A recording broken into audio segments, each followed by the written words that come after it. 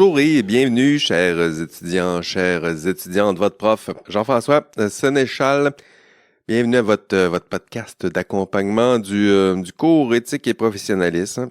Comment allez-vous cette semaine? J'ai marché ce matin. La pluie, le verglas. On est lundi. C'était dégueulasse. Tiens, on va le dire comme ça.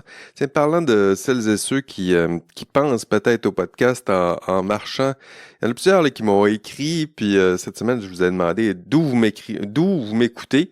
Il y en a plusieurs qui ont écrit, je leur avais demandé ça. Écoutez, je vais en nommer quelques-uns. Combien je vais en nommer? Je vais nommer les 40, à peu près. Disons, les 40 premiers et premières qui m'ont écrit. Donc, il y a Jade qui écoute en auto le podcast. Il y a Raphaël qui écoute en voiture aussi entre Stoneham et Luni. Guillaume en déjeunant, Charles et Louis en cuisinant, Andrew et Mathieu en écoutant, qui écoutent ça en tandem. Il y a Félix qui a profité du beau temps pour écouter ça en allant courir dehors. Audrey aussi pendant de longues courses. Frédéric pendant son entraînement de course pour le marathon de Québec. C'est probablement Québec-Lévis. Alison écoute au gym. Félix, Antoine en poussant des poids dans son gym à la maison. Justin, Lara, Lou dans le trafic. Ils sont sûrement à Montréal ou à Lévis peut-être là, le matin. Samuel à son bureau à l'appart vers 15 heures le lundi. Donc aujourd'hui, lundi, plus tard, lorsque la pluie aura peut-être cessé, on va l'espérer, Samuel va nous écouter. Laura, Ludovic dans le bus, Gabriel en revenant de l'université le lundi à 16 heures dans l'autobus et en marchant, Gaoussou en marchant, Marie, Philippe, Maïsata et Émile Sorel en faisant la cuisine. David, il fait le ménage en oubliant qu'il m'a envoyé ses indices à chaque semaine. Il y en a ça là, qui m'envoient tous leurs indices dans un même souffle. Et dans un même courriel, ça fonctionne pas, là. Je me sers aussi des indices pour voir un petit peu la constance et la fréquence de vos écoutes plutôt. Donc, si à la fin de la session, vous dites, ah, j'ai oublié d'envoyer mes indices, ça donne rien de les envoyer tout le monde en même temps. Mélodie écoute le podcast en faisant la vaisselle. Vous savez, je vous disais ça, il y a sûrement quelqu'un qui écoute ça en faisant la vaisselle. Il y a Mélodie qui fait ça. Puis qui se dit, c'est le fun. Moi, j'ai l'impression d'être doublement productive, c'est vrai. Brian et William en marchant aussi. Émeric en marchant après son cours du mardi. Lucas qui écoute sur YouTube en regardant son écran. C'est vrai que c'est bizarre sur YouTube. On regarde quand on écoute un podcast qui n'a pas d'image, là, on regarde juste la petite piste audio là, qui frétille, puis on écoute ça en regardant l'écran. C'est vrai que ça peut paraître un peu étrange. Il y a Cédric, lui aussi sur YouTube, Jérémy avec sa conjointe qui écoute le podcast. Salutations à sa conjointe qui est obligée d'écouter le podcast, même si ça ne suit pas le cours. Xavier dans sa maison à Sainte-Foy, moi aussi j'habite à Sainte-Foy. Annick qui écoute devant le poêle à bois dans le sous-sol de ses parents. C'est-tu pas beau ça? Virginie en nettoyant son nouvel appartement dans lequel elle aménage cette semaine ou plutôt la semaine passée pour elle. Bon aménagement. Amuse-toi bien dans ton nouvel appart. Sarah qui écoute à la cafétéria du Pouliot en sirotant un café, comment disait-elle, beaucoup trop dilué. Oui. C'est pas grave, un café, c'est un café. Rabat dans son sous-sol après avoir couché les enfants. C'est vrai que c'est le plus beau moment de la journée, c'est quand on a des enfants. Là. Enfin, ils sont couchés, on va pouvoir faire autre chose que juste que toute notre vie tourne autour d'eux. Pierre-Olivier en déjeunant, Karen en pliant du linge, Xavier dans son divan, Oriane au bureau en résolvant un petit casse-tête sur son sel, Marc Aurèle, lui, chez lui le mardi avant le cours. Et Antoine, en courant aussi, qui me mentionnait au passage qu'il avait bien aimé l'épisode avec Cyril en studio. C'est vrai que c'était le fun. Je suis de retour seul dans mon bureau, dans ma tour d'ivoire. Donc, si ça vous intéresse de passer en studio, faites-moi signe. Il y a plusieurs beaux sujets qui restent dans le cours. On va parler entre autres du conflit d'intérêts la semaine prochaine. Il y aura aussi sciences et société, quoi d'autre? Pression de pairs, pression patronale, pression d'autorité. Donc, si ça vous tente de de passer me voir en studio. On va enregistrer ensemble. Là, vous avez vu, c'est pas compliqué, pas de préparation. Vous m'écrivez, on prend un rendez-vous, puis vous venez enregistrer. Puis comme Cyril, ben, vous posez vos questions au besoin, sinon je parle trop, comme d'habitude. OK, module 8 cette semaine, déjà module 8. De quoi parle-t-on dans ce module 8? Qu'est-ce que vous avez à faire dans ce module? Ben, c'est un module qui est important au sens pratique, là, c'est-à-dire que ça cible un des problèmes les plus, je pense que c'est un des problèmes les plus communs ou qui représente mieux c'est quoi l'essence d'un dilemme pour un professionnel. On va parler du conflit de loyauté multiple. Il y a plusieurs noms là, pour parler de ce problème-là dans la littérature. On parle du conflit du double chapeau, parfois du conflit de statut. Mais ça reste toujours le même problème, un problème très commun que j'ai bien l'intention de vous expliquer dans ce court podcast. D'ailleurs, je vous invite à aller visionner l'étude de cas qu'on va faire en classe. Donc, si vous êtes en classe, vous allez la voir. L'étude de cas, là, ça permettra d'incarner, je dirais, la théorie. Sinon, ben, je vous invite à aller voir l'enregistrement. Donc, il y en a plusieurs là, qui seront peut-être pas là en classe, mais au moins à écouter l'enregistrement de cours pour voir cette étude de cas. Ce qu'on va voir, c'est un problème classique. Puis la question de ce problème, qui incarne peut-être le mieux ce problème, c'est quoi faire si votre patron vous demande de poser un geste qui s'éloigne un peu de vos devoirs et obligations professionnelles.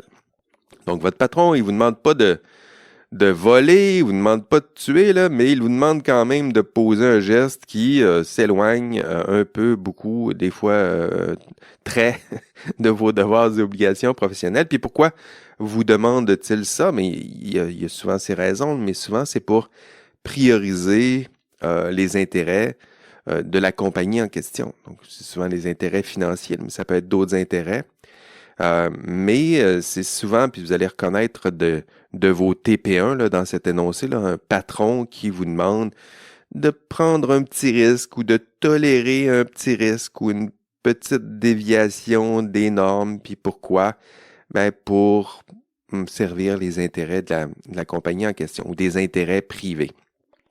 Donc, faites l'examen là, de votre propre TP1, là, puis vous allez voir qu'il y en a plusieurs qui m'ont formulé des problèmes qui ressemblaient exactement à ça. Et si ça ressemble à ça, ben pour vous, il y aura des éléments fort pertinents pour vous dans ce podcast, mais aussi dans le module 8, puisqu'on va parler du conflit de loyauté multiple. Puis lorsqu'on parle de conflit de loyauté multiple, on parle d'un conflit entre deux parties, deux bords. Il y a deux bords dans un conflit de loyauté multiple. Le premier bord, c'est, d'un côté, vous avez votre contrat de travail. Donc, vous devez allégeance à votre employeur. C'est ça, un contrat de travail. Puis, cette promesse-là, vous avez fait une promesse en signant votre contrat de travail. Puis ça, c'est concret, là, c'est pas juste se figurer. Là. On signe vraiment un contrat de travail, on met notre signature à quelque part, puis ce faisant, vous faites une promesse. Puis cette promesse-là, elle est inscrite sur le contrat de travail en question, qui lui, rappelez-vous, les contrats, ça force de loi, là, ça relève du Code civil. Donc, vous avez un contrat de travail, vous avez promis votre allégeance à votre employeur, vous lui avez dit, demande-moi de faire quelque chose, puis je vais le faire moyennant un salaire. Donc ça, c'est la première partie, le premier bord. Puis d'autre part, de l'autre bord, vous avez, vous faites partie d'un ordre professionnel. Puis, donc, vous avez l'obligation de suivre un code de déontologie professionnelle qui, lui, rappelons-le, découle du code des professions. Des fois, il faut répéter pour que ça rentre.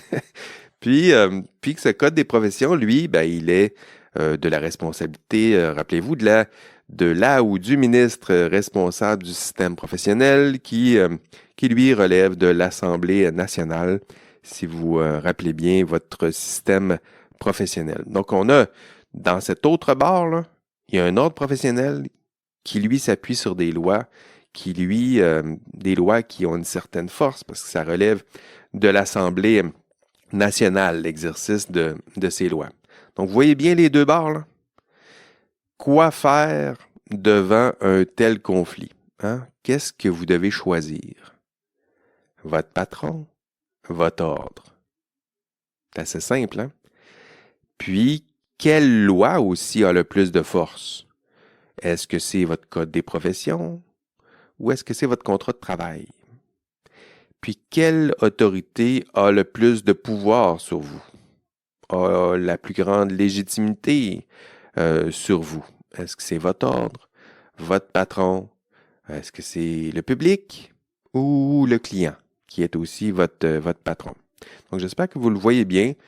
C'est comme ça que ça s'articule, un conflit de loyauté. Puis vous allez voir, dans le module 8, il y a plusieurs pistes de réflexion, mais aussi des pistes de solutions pour répondre à ces questions. Donc, dans le TP2, là, quand vous serez pris avec votre conflit de loyauté, replongez dans le module 8 parce que non seulement ça va vous aider à mieux articuler votre problème, à mieux l'analyser, mais aussi à trouver quelques pistes de résolution de votre problème. Entre autres, ce que vous allez apprendre dans le module 8, comme piste de solution, comme piste de résolution, puis parce que vous m'écoutez toujours plus attentivement dans ce podcast. En fait, c'est une écoute qui est différente. Le podcast, là, vous m'écoutez quand vous le souhaitez. Là, donc déjà, je dirais que l'intention est différente qu'en classe où des fois on arrive tout croche, on n'était pas prêt, il neige, puis là on arrive, on s'installe, on a mangé une poutine, on est un peu plus fatigué. Mais là, vous m'écoutez, donc je vais vous donner quelques pistes pour résoudre un conflit de loyauté multiple. Donc, pour ça exige un petit peu plus d'attention, là.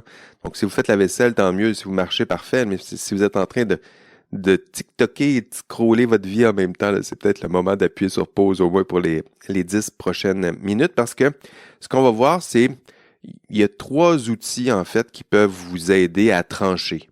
Hein, lorsque vous êtes pris avec un conflit de loyauté multiple, lorsque vous êtes pris avec d'un bord votre patron puis de l'autre bord votre ordre professionnel, il y a 3 outils là, qui peuvent vous permettre de trancher qui ou quoi favoriser. Le premier outil, c'est la loi. Ben oui, la loi. Qu'est-ce qu'elle vous dit, la loi? Elle vous dit que vous devez donner préséance, donc priorité, à votre ordre professionnel. Puis, les réponses se trouvent dans des lois qui encadrent et qui balisent la profession puis le monde du travail. Donc ça, c'est là, ça existe, ça n'arrive pas avec vous, là. Vous n'avez pas inventé l'exercice de la profession depuis plusieurs dizaines d'années, vous le savez maintenant, vous connaissez bien votre histoire, là. Il y a plusieurs lois qui ont été mises en place pour vous aider à trancher ce genre de conflit de loyauté. Puis il y a plusieurs lois qui mentionnent explicitement que vous devez prioriser votre allégeance envers votre ordre professionnel. Même si vous avez un contrat de travail, hein, même si vous avez un contrat de travail, là, c'est sûr que ce contrat, ça donne une priorisation à vos devoirs et obligations envers votre employeur. Mais dans le code des professions, on fait mention d'exactement cela, mais ce qu'on vous dit, c'est que vous devez malgré tout, vous devez allégeance en priorité à votre ordre et votre profession. Donc, on va détailler ça en classe, là, mais vous allez voir que même la loi, dans le code même des professions, on pense au conflit de loyauté, puis on vous dit, même si vous avez un contrat de travail, même si vous avez des obligations envers votre employeur, n'oubliez pas que vos obligations qui sont prioritaires sont vos obligations envers votre ordre professionnel. Le deuxième outil, c'est la jurisprudence.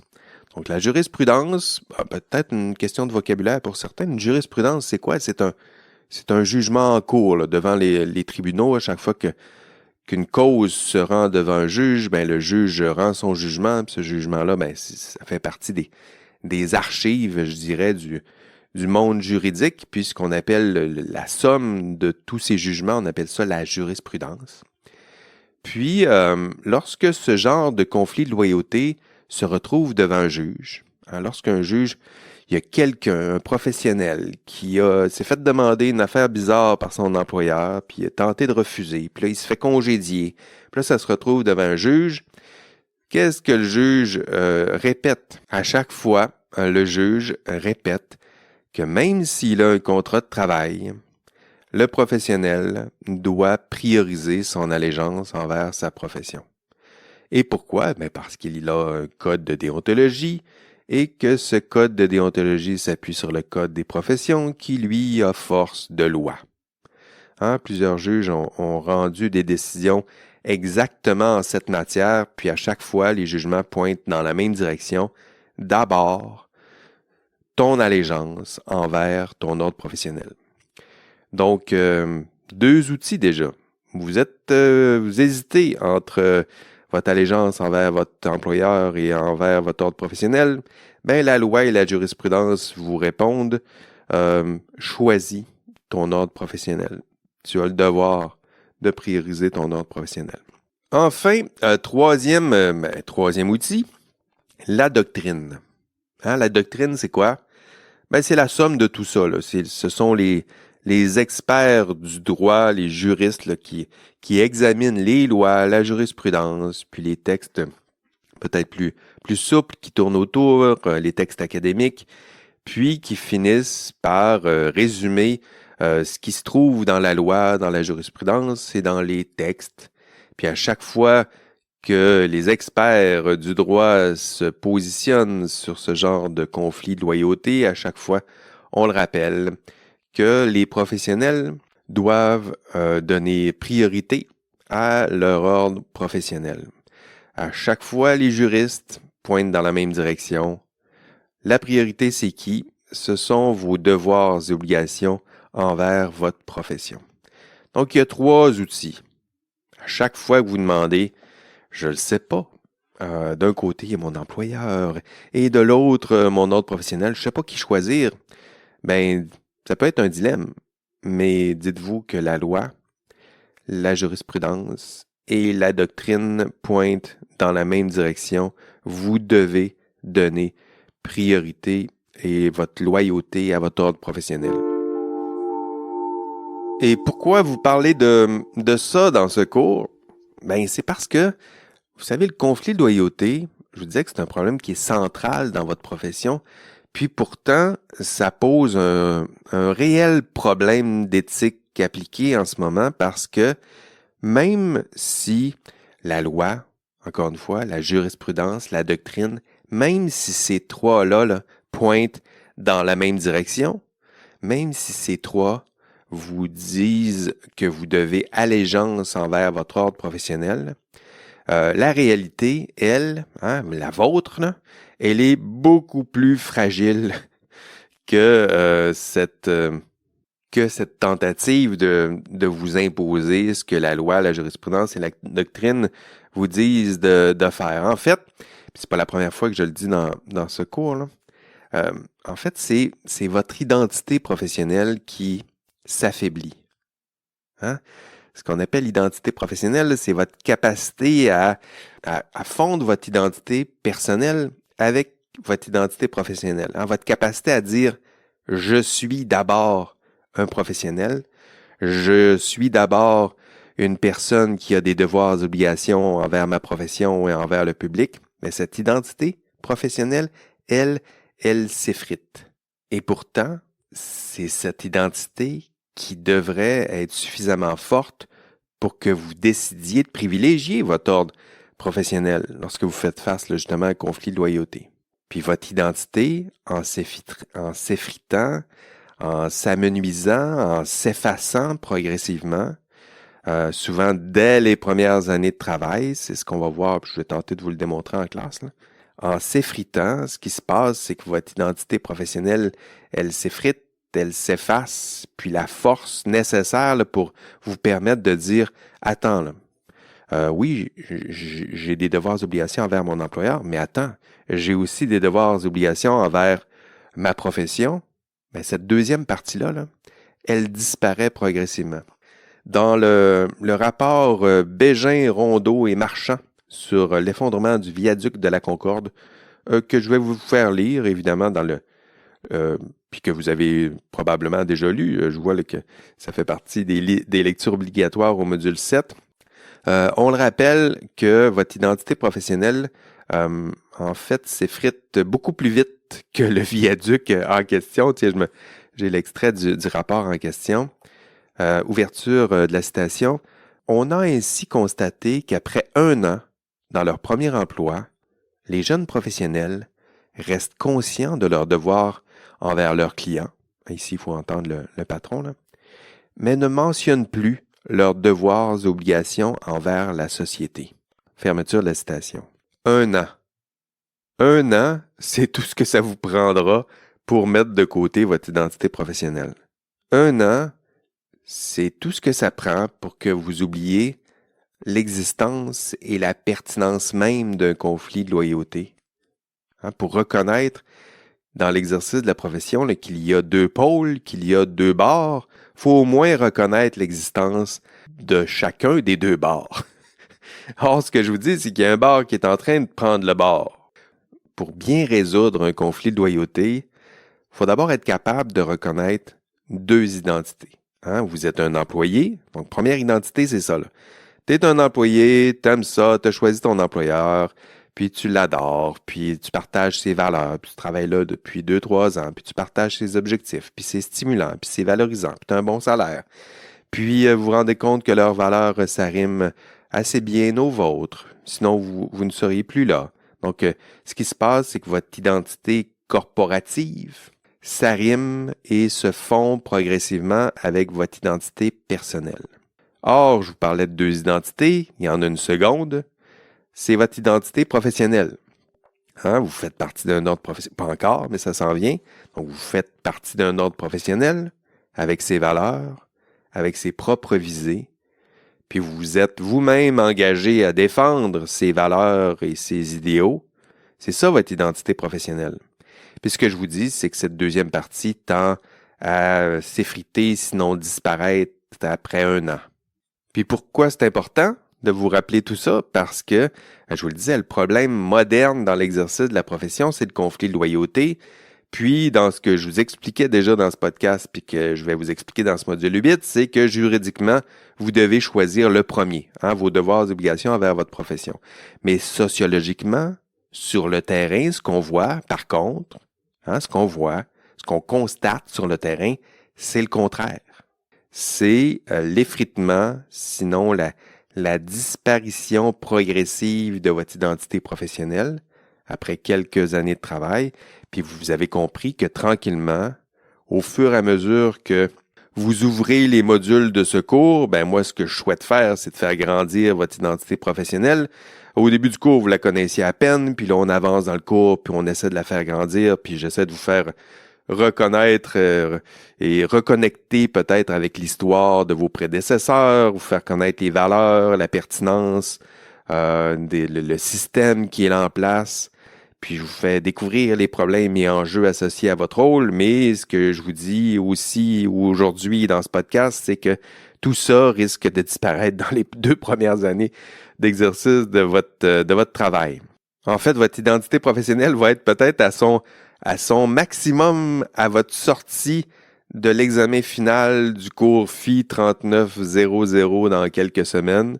Ça sera son maximum, là, votre identité professionnelle. C'est vous dire à quel point elle sera pas si haute que ça.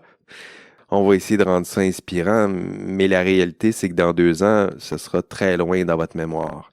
Puis, c'est pour ça que c'est un problème important parce que, rappelons-le, la loi, la jurisprudence, la doctrine vous dit quoi?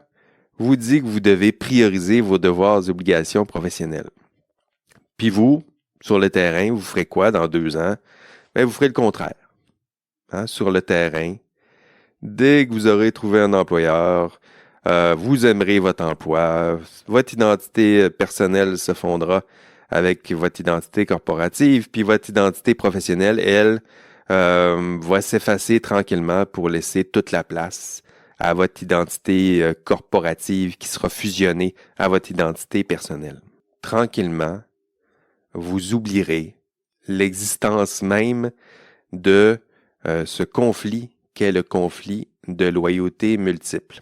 Hein? C'est-à-dire que pour reconnaître qu'il y a un conflit de loyauté, il faut reconnaître qu'il y a deux loyautés.